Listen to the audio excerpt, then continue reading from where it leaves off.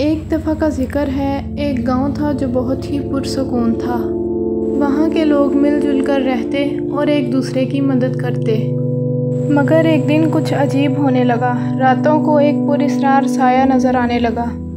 एक रात जब तमाम लोग सो रहे थे तो अचानक एक चीख सुनाई दी। लोगों ने जब बाहर निकल कर देखा तो ज़मीन पर एक नौजवान लड़की बेहोश पड़ी थी।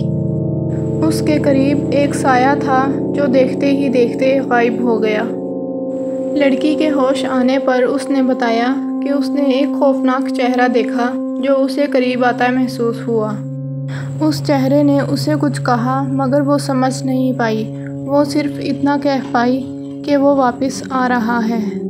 गांव के बुज़ुर्ग मौलवी साहब ने कहा कि ये एक बदरू है जो एक कदीम कब्र से निकला है। मौलवी साहब ने कहा कि ये बदरू बदला लेने के लिए इस गांव में आया है।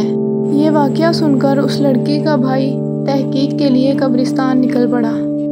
उसे एक कदीम कब्र के पास एक ख़त मिला जिसमें लिखा था, ये बदरू दरअसल एक मज़लूम रूह है जिसका कत्ल कई साल पहले इस गांव में हुआ था और वो बदला लेने इस गांव में वापस आई है।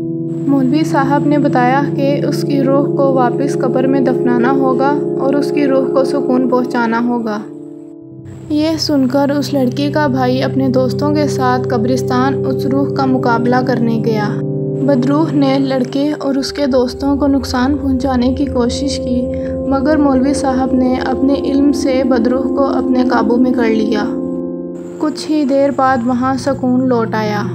गांव छोटा नगर दोबारा पुरसुकून हो गया और लोग खुशी खुशी उसमें रहने लगे। इस कहानी से हमें ये सबक मिलता है कि हमें किसी की हक तलफी नहीं करनी चाहिए वरना इसके नताइज बुरे हो सकते हैं।